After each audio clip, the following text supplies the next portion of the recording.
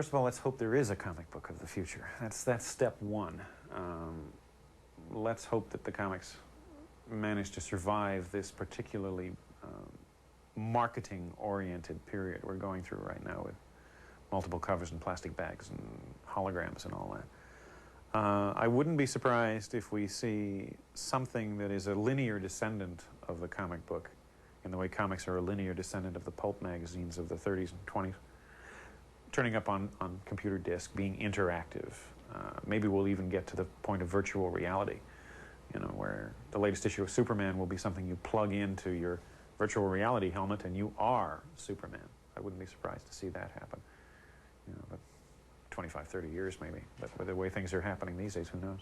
So this is digital audio sound, which means that you can play this on your CD audio player as well. Hi, I'm Anika Zoe from Processing. Sorry about the delay, but you're a hard man to find. May I see your entrance code? I'm afraid we can't start processing you without first seeing your access code. May I? Oh, code X. Well, this is your lucky day. Follow me, please.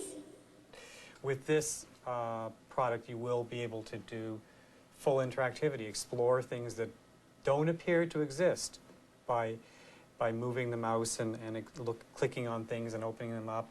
And there will be options. Some options you won't explore the first time through, some you will. There aren't very many people yet involved in this field who are creating product for the world. And there's a tremendous opportunity in this field because we're starting small right now. We're trying to get off the ground.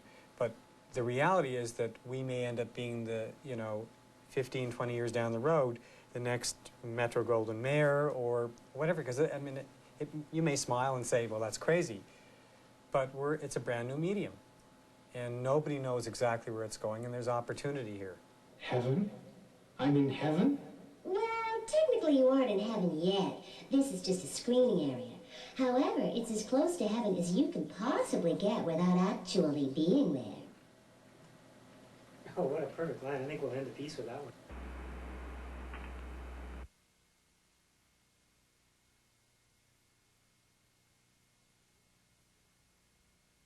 Well, well, if it isn't Mr. Sherlock Holmes, London's most overly praised amateur sleuth, needing the help of the Yard again. Are you going to stand for that, Holmes? Let's just see who proceeds to solve this case, Watson. Inspector Lestrade, my good man, I'm looking into the cause of James Windibank's death. I should have known. That murder has brought out every crank in the city. I think the professional police can wrap this one up. All the same, could you tell us what you've discovered to date? One dead archaeologist, no suspect, no motive. And what of Andrew Weatherby's death? Have you looked into that? I have talked to Captain Ramsey, but we have no leads. Look, I'm not even sure that Weatherby's murder falls into our jurisdiction. And if it doesn't, you're not going to find me worrying about it. Aha, I'm hot on the trail. But I'm not sure this is a book. I mean, right at the start, it said load game. Anyway, I have to uncover one more key clue while you hear about yet another way technology may reshape reading. It's like the home taping problem for CDs, the music industry. It's like lots of people, nobody I know, but lots of people make compilation tapes for themselves, It's like you'd have to listen to 6 or 7 hours of albums to hear all the songs you want to hear, so just tape, all of your favorite songs off your favorite CDs, and then you have a compilation tape. Well, now there's a company that will do this for you, and then you pay them $10 and they send you your compilation cassette with the songs that you want off, whatever CDs they have access to, and, and then you can listen to your music. Now there's something called Clarinet that I've gotten a mailing from, who's going to do this with short stories, I guess. It's like, yeah, I'll take a Cadigan and a Sterling, and give me a Bujold, right. And I want a side of Waldrop to go. The catch is what's in the catalog. I mean, the Beatles haven't made their songs available to companies who package compilations, so your dream collection of short stories may be short some stories if, say, Asimov's classics can't be included for legal reasons. And the rights and ownership battles in the publishing industry are legendary. In fact, that's why SF author and editor Ben Bova wrote Cyberbook. It's an SF novel about how New York publishers react to the electronic book. It's a satirical take in the mold of Star-Crossed, Ben's scathing spoof of network TV, which was inspired by his experience on the Canadian sci-fi series Starlost. Ben, what inspired you to take a poke at publishing and write Cyberbook? The book actually began because my publisher, Tom Doherty, had been telling me horror stories from his experiences, from his youth as a book salesman.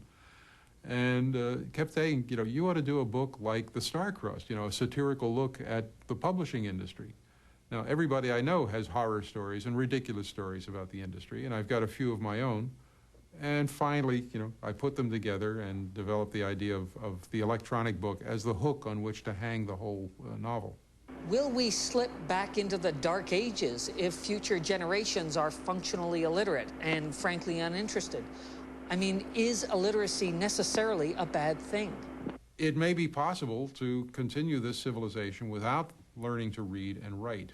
I sort of fear that, though. I think the mental discipline of learning to read and write is important. I know that if you tape record an ordinary conversation, it will sound nothing like a written piece of narration. So it's a different vocabulary, different pacing that we use when we write as opposed to when we just speak. Literacy may not be necessary. I think it will become sort of a secret power that an elite group maintains. The thing I fear, and what I see in our society, is a small group that is educated, does care, and wants to run the world properly, and a huge mass of uneducated people who don't care and hate the people who rule them. What I fear is an effective end to democracy, because most people are not educated enough to run a democracy.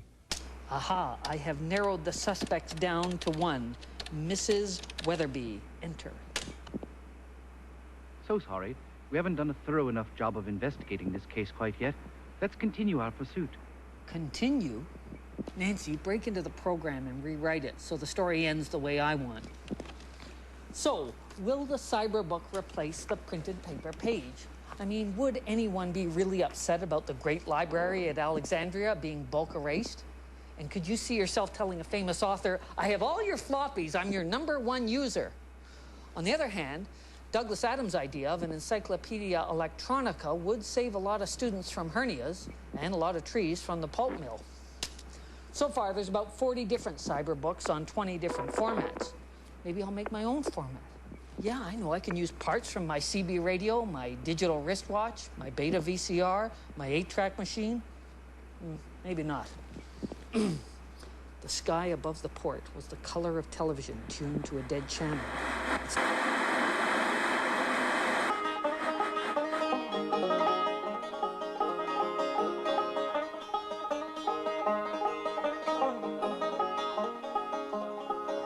Next week on Second Nature, a proposal to send old racing thoroughbreds to the superglue factory.